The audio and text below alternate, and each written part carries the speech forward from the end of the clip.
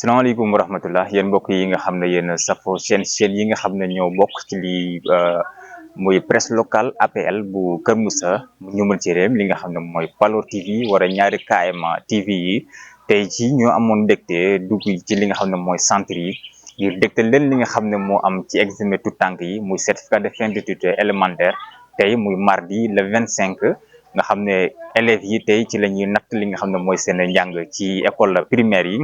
ñu am ci ay quelques centres yi nga xam ne ñoo nekk fii ci commune bu Kër Moussa ñu doxan ci lenn rek lu mel ne centre bu école primaire bu Mbir Jàmm nekk foofu la ca 50 beneen bi ci def mooy fële ca Kër Moussa ak école yi nga xam ne ñoom la polarisé te jëf yi nga xam ne mooy école primaire bu xodd ba donc da ngeen ñuy topp rek ñu dem seeti kilifa yi nga xam ne ñoo nekk ci yooyu les centres ñu xam démarrage yi examen yi ak effectif yi naka la demee.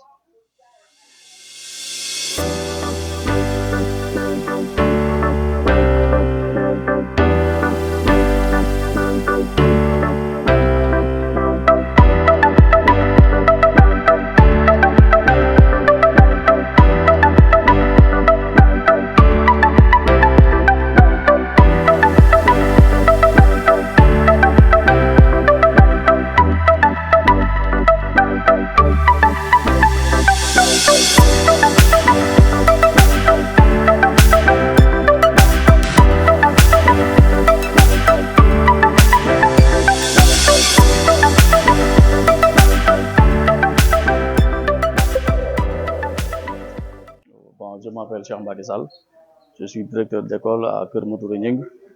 Je suis venu ici comme président de centre, chef de centre du centre Mbir Jàmm, voilà, dans le cadre du CFE. Voilà, donc nous avons 110 candidats composés par 4 écoles. Alors donc l'école de Mbir Jàmm, l'école de Xinil, l'école de Soulouf et une école privée, Mam Biram Seck. Voilà. Aucun incident à signaler. C'est vrai qu'on a démarré un peu tardivement. On a démarré à 8h05. Cela est dû à l'ouverture un peu tardive des salles de classe. Bon, mais après, la situation s'est réglée. Donc à 8h05, on a pu démarrer la première épreuve. Voilà, aujourd'hui, tout va bien. Donc on est en train d'administrer même la deuxième épreuve en français. Y a-t-il des absences? Oui, nous avons noté 2 absences du côté des candidats libres. Voilà, mais pour les candidats officiels, aucune absence n'est notée. Voilà, man maay Cheikh Mbadi Sall, directeur d'école Kër Moutouré Gning. Donc ñëw fi tey bon dans le cadre du CFE nekk chef de centre Mbir Jàmm. Centre Mbir Jàmm mi ngi polarisé école Mbir Jàmm, école Xinin, école Soulouf et aussi une école privée c'est Mam Biram Seck. ñu ngi toll ci téeméer ak fukk. Bon démarrage bi xaw na tardé tuuti peut-être am nañu peut-être 5 minutes de retard bon li ko waraloon mooy salle de classe yi lañ xaw na yéexati tuuti bon mais après situation bi réglé nañ ko donc démarré nañu au plus tard à 8h05 donc actuellement ñu ngi même ci administré même suñu deuxième épreuve quoi donc tout se passe bien.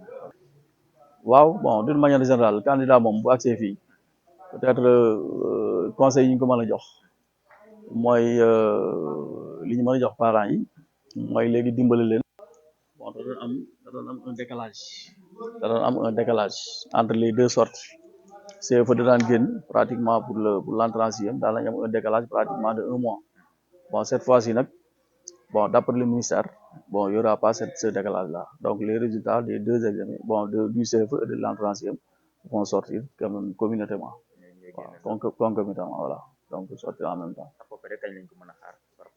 Bon, je pense bien que dans maximum 20 jours, je crois que ça devrait sortir. Voilà, ça devrait sortir. Voilà, ici à Khodoba, nous avons constaté dans un premier lieu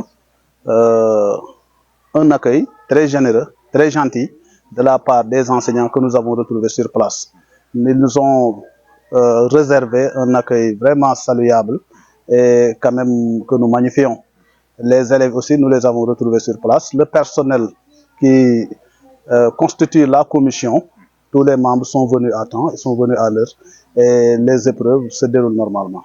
Vous êtes au nombre de combien par rapport à la commission? Bon, on est au nombre de 8 personnes. Moi, le chef de centre, des secrétaires et des surveillants. Voilà, ils sont tous présents. Voilà, de toute façon, ça a été une commission qui a été élaborée par l'administration centrale, n'est-ce pas, qui est composée des surveillants, de 6 surveillants, 3 secrétaires et moi qui suis chef de centre. Dans ce jury, il y a 101 élèves. 101 élèves en tout, y compris un candidat libre, une élève candidate libre. Voilà, donc 33 garçons et 68 filles. Ici, il y a l'école de Khodoba, Kayel, l'école de, je sais pas, Tchiki, je ne sais pas. En tout cas, il y a Domboul, justement. Domboul. Il y a assez d'élèves quand même qui sont venus ici composer pour cet examen en 36e. Franchement, il n'y a absolument pas de difficulté, on aurait le dire. Sincèrement, quand même, l'accueil est acceptable. Les élèves sont venus à l'heure. Les surveillants, sincèrement, sont tous au rendez-vous. Sincèrement, ça se déroule à merveille. On était en pause tout à l'heure, on venait de faire l'éducation artistique. Alors, dans l'immédiat, vous voyez, on doit attaquer la découverte du monde, ressources et ensuite compétences, pour enfin finir la journée avec l'épreuve de l'arabe. Pas du tout, sincèrement, il n'y a pas un élève qui est absent ici à Khodoba. Tout le monde est présenté. Voilà. Le comportement des élèves, de toute façon, ça peut ne pas être qu'un comportement poli, respectueux, du fait que ce sont eux qui doivent faire face à un examen, quand même, qui doit déterminer leur carrière. Donc, ils doivent se montrer respectueux, poli et quand même, n'est-ce pas, avoir du respect envers les enseignants à qui il y a la charge de leur faire cet examen. Voilà, pour cet aspect, quand même, je l'aurais laissé à l'administration centrale qui est chargée de définir quand même la date de sortie des résultats. Mais pour nous, ce qui nous concerne, c'est d'administrer les épreuves et nous y sommes. Après, nous allons leur retourner le travail. waaw kaddu bi may jëkk li may jëkk a wax mooy damay rafetlu d'abord accueil bi nga xam ne moom lañ fi fekk muy ay nit ñu baax ñu yaatu ñu boole ci seen biir ñu dalal jàmm. Sincèrement, bi ñu ñëwee fekk nañ fi surtout la personne de monsieur Seck ki ñuy wax monsieur Seck ak monsieur Mendy ak monsieur Diagne aussi fekk nañ ko fi mën naa leen citer wax dëgg yàlla réserver nañu accueil bu am solo xale yi aussi yàlla dogal na ñoom it kenn tardewul ñoom ñëpp ñëw nañ ci waxtu wax dëgg yàlla amul benn jafe-jafe mën nañ ni côté boobu voilà. Et monsieur Papa Samba Fall, actuel directeur de l'école de Noto Diobass. J'étais aussi le directeur de cette école. Bon, je suis le président du jury numéro 1 de Kermoussa FA. 69 garçons, le reste c'est les filles, donc les filles sont plus nombreuses que les garçons. Bon, pour le personnel, on est 15, mais personne n'est absent. Pour les élèves, il n'y a que 3 candidats libres, 3 filles qui sont absents. Voilà, les écoles primaires, ici on a 2 options. L'option française regroupe les écoles de Kermousso, de CPA Yay Asunyay, communément appelé Batiad, Ndoyenpel. Voilà, c'est les 3 écoles. Et pour l'option arabe, c'est Batiad aussi et Elaïs Ousmane Gueye. Et il y a les candidats libres aussi. Vous avez démarré aujourd'hui à 8h? 8h, oui.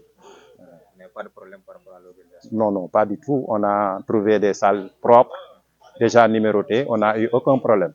Les épreuves ont été données à temps. Vraiment, la sécurité est sur place. Vraiment, on a été bien reçus. Ben, c'est ce qui est normal parce que c'est la délocalisation de la correction. Bon, d'habitude, de 2020 à 2023, c'est chaque IF qui corrigeait pour ses propres élèves. Maintenant, les feuilles vont voyager. C'est un autre IF qui va corriger pour Thiès département. Je pense que c'est ça qui est plus juste. Parce qu'au moment d'évaluer, on peut faire acquérir aux élèves des connaissances, mais au moment d'évaluer, c'est normal que d'autres évaluent à votre place. Voilà. Ça, c'est une nouveauté aussi. Ils vont sortir en même temps. Bon, c'est d'encadrer encore les enfants. Parce que comme on a l'habitude de dire, l'école, c'est comme les 3 pieds d'une marmite. Si un pied est défaillant, tout est défaillant. Le parent, l'élève et l'enseignant. Chacun doit jouer sa partition pour que ça marche. Bon, les enseignants font ce qu'ils peuvent, les parents aussi. Parfois, la défaillance, c'est au niveau des élèves. Parce que maintenant, les élèves de CM2 n'apprennent plus les leçons. C'est bizarre, mais c'est difficile qu'un élève apprenne ses leçons. Et maintenant, si on n'apprend pas ses leçons, c'est un peu difficile de faire de bons résultats. Oui, ça se pose, parce que parfois les parents n'ont pas les moyens de payer un répétiteur qui vient à la maison pour encadrer leurs gosses. Mais moi, je pense que le véritable problème, c'est les gosses eux-mêmes. La volonté qu'avait notre génération pour faire des études, ce n'est plus le cas. Parce que maintenant, la référence, ce n'est plus quelqu'un qui a beaucoup de diplômes. Si vous allez dans un quartier, les plus riches, les gens qui ont de belles voitures, qui ont beaucoup de femmes, ce n'est pas des gens qui ont fait les bancs. C'est les mécaniciens, les menuisiers ou autres. Donc, maintenant, les études, ce n'est pas la référence.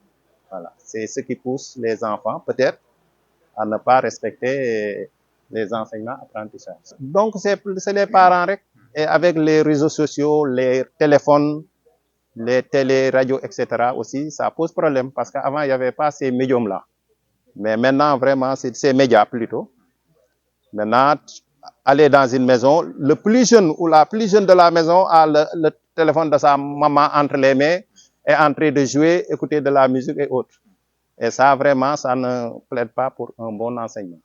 Waaw man Papa Samba Fall lañ may woowee man maay président jury numéro 1 Kër Moussa FA am naa fi sama beneen naatangoo nag bu nekk ci jury 2 bi man nag actuellement ma maay directeur école Notto Diobass mais fii laa jóge fee ñaari at rek laa fa nekk fii laa def juróom-ñaari at doog a dem fee jury bi nag am na téeméeri élèves ak juróom-ñett fukk ak benn bon juróom benn fukki ak ñaar ñoom franco arabe la ñuy def li ci des 119 ñoom dañuy def français léegi moo indi Kër Moussa FA bi daanaka bon surveillant yi moom ñëpp teew nañu élèves yi moom ñett dong ñoo ci absenté te ay candidates libres lañu ñett ñu jigéen te loolu lu bari ñoom juróom-ñeent lañu mais ñett dong ñoo absenté mais ñi ci des ñëpp teew nañu bon yaa Kër Moussa bii ñu nekk am na Ndoyeen Pël am na aussi CFPA Bàcc Yadd amuñu ci benn jafe-jafe parce que bi ñu ñëwee fekk nañu classe yi ñu bale ko numéré ko vraiment amuñu ci benn kii gravure yeeg yëpp lu war a yàq daal fekk nañu yëpp ñu dindi ko vraiment accueil bi ça a été exceptionnel. Je m'appelle Omar Diallo, je suis le président du jury numéro 2. Ici, il y a 2 jurys. Le jury numéro 1 est géré par mon collègue Mouché Fall. Moi, je gère le jury numéro 2. Donc, c'est un jury composé des écoles privées et des écoles élémentaires publiques. Donc, il y a, pour les écoles publiques, il y a l'école de Kër Yaxam, l'école de Kër Gilay, l'école de Kër Moussa 2. Voilà. Mais pour les écoles privées, il y a Charles Wanga et CP Elite School. Voilà. Donc, ce sont ces écoles-là qui composent mon jury. Jury numéro 2. Ils sont composés de 169 élèves, dont 102 filles, 67 garçons. Voilà. Il n'y a pas d'incident. Il n'y a pas pour le moment, il n'y a pas d'incident. Jusqu'à maintenant, il n'y a pas d'incident. Bon, ici, les élèves se comportent bien. Hein. Vraiment, je vois que vraiment, sont polis. Vraiment, il n'y a pas de problème. Hein. Il n'y a pas de problème. Tout se déroule à merveille. Tout se déroule à merveille, absolument. Voilà, le message que j'ai à lancer aux parents d'élèves, c'est vraiment de s'occuper des enfants. Parce que les enfants aussi sont l'espoir de demain. Donc, il faudra qu'ils s'occupent d'eux. Bon, nous allons en vacances. Donc, il faut quand même qu'ils prennent attention vraiment de leur situation, quoi. Voilà, donc, c'est le seul message que j'ai pour lancer. Hein. Et puis, si même pour faire des cours de vacances durant les vacances, ça serait aussi mieux. Ça, c'est une bonne chose quand même. Bon, je suis Omar Diallo. Bon, je vais servir comme Ndief Roupal, IFT département. Je gère le jury numéro 2, centre Kër Moussa. Centre bi nag am na élèves yu bokk ci école publique bi ak école yoo xam élèves yoo bokk ci école privée yi waaw donc école publique yi ñu mën ci lim comme Kër Moussa 2 Kër Gilaay ak Kër Yaxam bon école privée yi y a Charles Wanga ak Elite School donc démarrage bi ça a été commencé teel nañ tàmbali 8 heures élèves teel nañu ñëw 7 heures fekk na leen fi def nañu appel bi avant 8 heures dugg nañu tàmbali nañu ak jàmm ak salaam. non fii amul benn jafe-jafe wax dëgg yàlla ça s'est très bien passé APE bi CGE bi toppatoo nañ ñu bon vraiment amul benn jafe-jafe surveillant yi aussi ñëw nañu à temps vraiment commencé nañu à temps aussi. bon ndongo yi ñu am nañu téeméer ak ñaar jigéen ak juróom-benn fukk ak juróom-ñaar ci góor am na waaye góor boo xam ne dafa absenté am na kenn comme dafa absenté ñëw mu ngi bokk ci école bu ñuy wax Charles Wanga moom ñëw.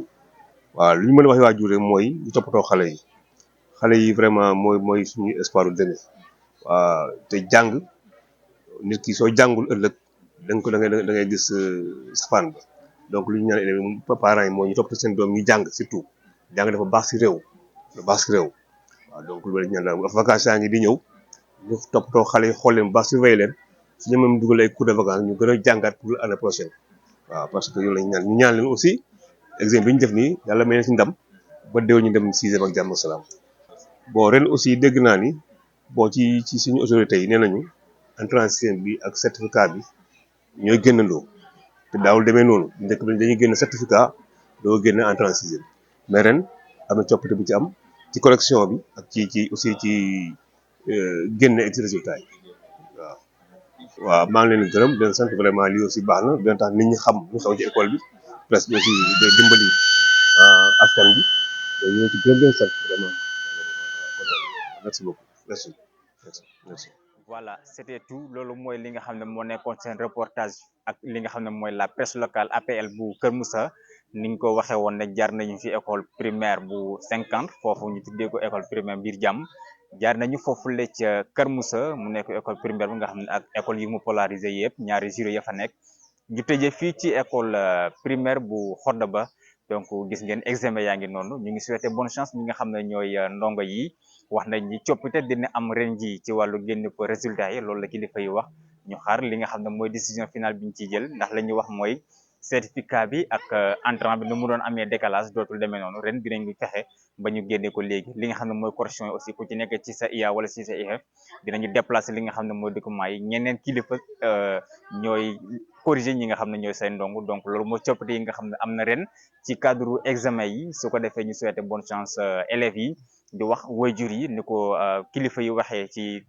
reportage bi wax nañ ni na kilifa yi gën a taxaw ci encadrement wu xale yi jàppale leen ci li nga xam ne mooy cours de vacances yi ñu mën a préparer wu seen avenir ndax ñoom ñooy jiw gu wóor jërë ngeen jëf yéen ñi nga xam ne yéen a safoo seen presse locale fii ci Kër Moussa ñu jox leen dig daje beneen yoon ak yeneen reportage incha allah asalaamaaleykum wa rahmatullahi taala wa barakatuhu